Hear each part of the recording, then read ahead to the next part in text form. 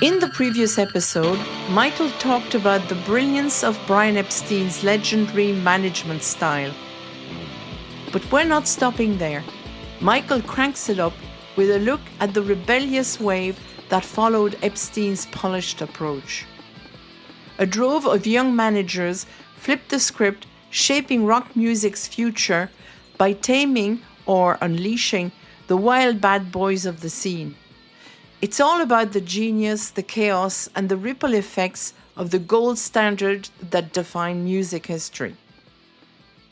The genius of Andrew Loog Oldham is that he realizes the Beatles are the Beatles. They're untouchable, so there's no point trying to be the next Beatles. He thought, we'll be the non-Beatles. And the Stones were the bad boys. Now, they weren't bad boys until he decided that's how we're going to be branded. He produced them, and he produced them in a way that made their records feel electric and vibrant and exciting. He wanted their shows to have that little bit of frisson. He wanted them to be the band that parents didn't like, because he was aware that the Beatles were liked by parents and children. He thought, actually, there's a niche, there's a definitely a position. And we know this from rock and roll's subsequent history.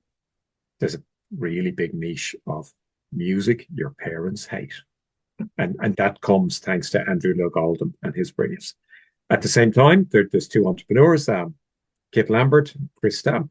Kit Lambert, he's from a family of artists, a family of very, very well-known artists for generations. And then Stamp is this working class lad who's, friends with Michael Caine and that moment in history. And he sees this young band. He thinks, wow, this is electrifying. And the reason he went to see the band is because he saw a whole load of scooters outside it. He thought, that's really exciting. I'm a filmmaker. That would make for a great film about young London, young Britain, swinging Britain, these young lads in their park as the mods. We now know them as the mods and the subculture that's endured. And he went in there and he saw the band. He thought, actually, I could make this band be the emblem of swinging 60s. Because when you think about the Beatles, like, they look cool, they look hip, they look great, their style evolved, but you couldn't say there's a photo of the Beatles that defines that modernist moment in British society and global culture. And the Kit Lambert's genius was that he thought, I'll make Pete Townsend the focal point of this band. It won't be the singer. I'll make Townsend the complete star. I'll encourage him to write, but I'll also dress them in a way that makes them completely fit in, because his background is visual arts. His father's, his grandfather's a very, very famous portrait painter. His father's involved in ballet and allegedly has affairs with some of the great ballet dancers of the era. And Kit Lambert's genius was to style the Who and to encourage them to break stuff, to encourage them to make their gigs into something that's a sensation. And later they set up a record label, which is really important. A lot of these managers, again, like Epstein, it's the first time they've ever managed an artist. And it's the Who. So we've got these young entrepreneurs who've never, ever done the job that they're doing.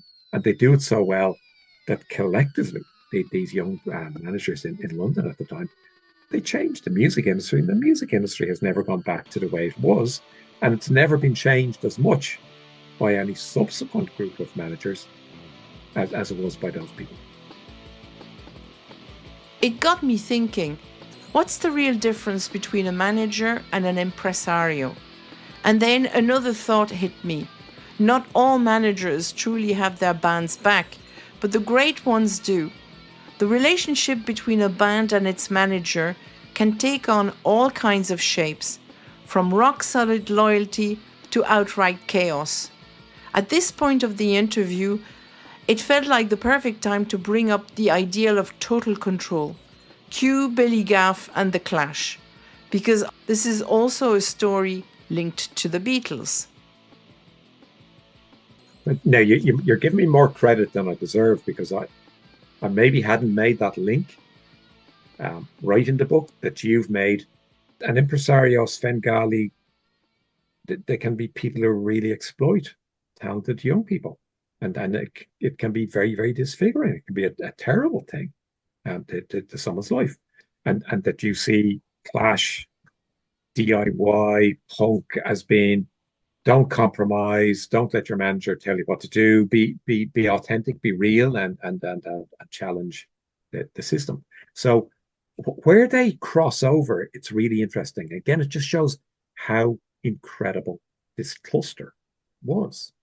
So the Beatles cluster also involves Mick Fleetwood, who then goes on to manage Fleetwood Mac when they put out Rumours. It involves Robert Stigwood, who, if you bought a disco album, especially if it was the soundtrack of a film in the 1980s, there's a good chance that it had Robert Stigwood Organization, RSO, on it.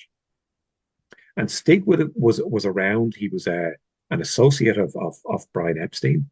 At one stage, he was going to take over the management of the Beatles when Epstein felt, it's getting too much. I want to step back. But the Beatles were furious. But, Stigwood had his own success then with Saturday Night Fever and Grease, and with stage musicals. In particular, he managed Eric Clapton. So again, these young early managers coming along. And then there's a guy from Kildare, a guy called Billy Gaff. And he leaves Kildare. He's from his father's in the army, and he goes to London. He loves the arts. He loves style, and he goes and he becomes the entertainment officer in the where he goes to school, putting on the bands. He's in London, so he's well placed, and he gets a call from Robert Stigwood saying, "Hey, you're booking bands into your college. Let's have lunch." They have lunch. He books, Stigwood's bands. They get along great, and he says, will you become I've got a job for you if you want it. Will you tour manage one of my artists?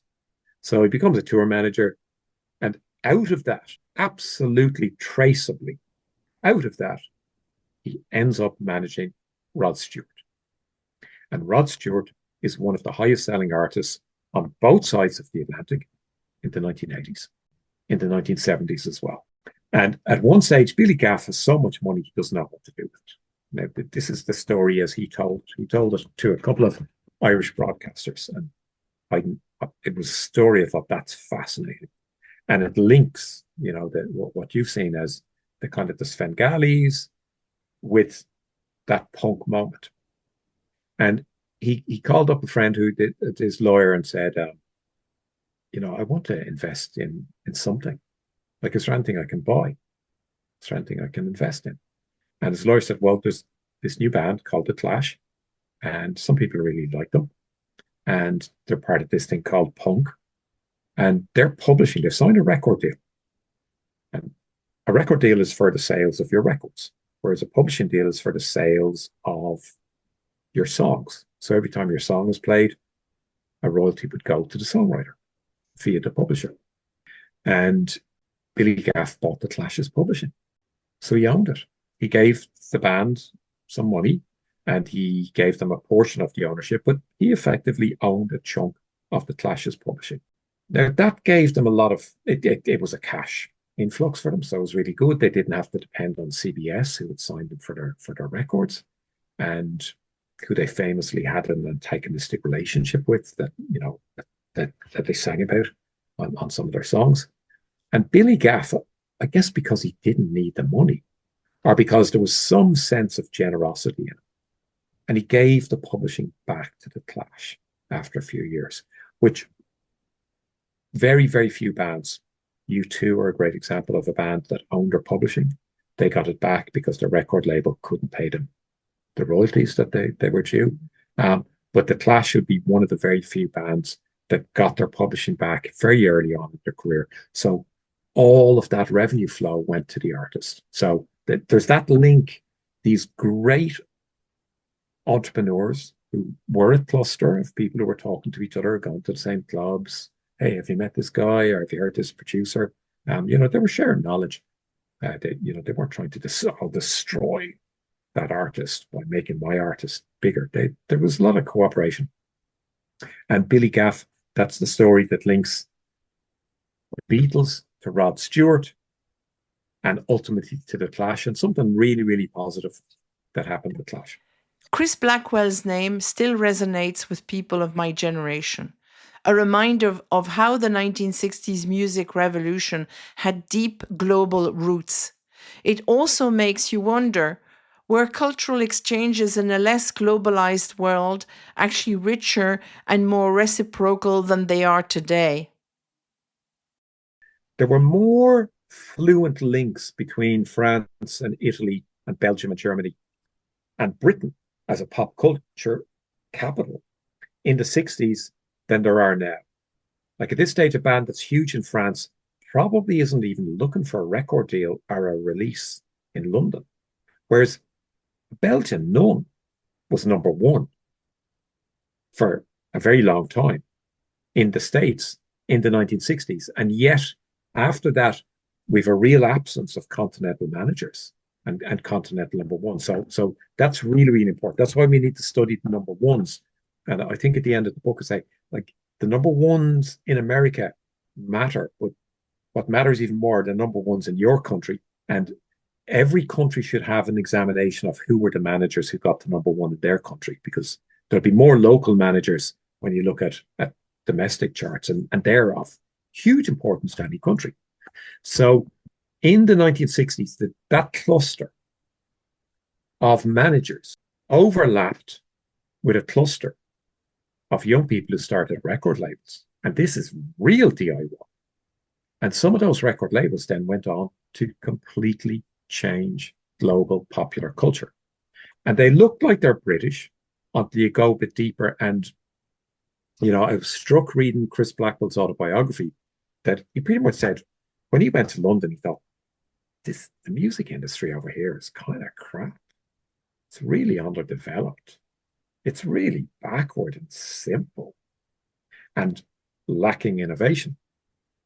And he contrasted that with where he had just come from, where he thought the music industry in Jamaica is really, really vibrant, exciting, dynamic, really open to innovation. It changes all the time. And I thought, that says a lot. And we don't acknowledge that enough.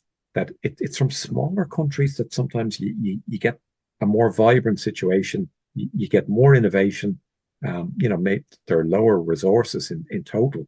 But we need to look. I think some of the great management stories are ones we don't know that come from France or from smaller countries, of someone who was able to make a local pop star that no one outside of that country may have heard of. That story might say more about the business in France or in Barbados or in Bolivia than reading about the people who were huge in the States. Every music manager is different. They all have different approaches. And if you want to find out about what drove someone like Albert Grossman or David Geffen, you'll just have to read the book. They did transform the American industry, but what's interesting is that the entrepreneurs in London had made such a mark that it took almost a decade for America to catch up. Join us for part 3 of our interview with Michael Murphy as we explore the ripple effects of the Epstein's revolution on American music management styles.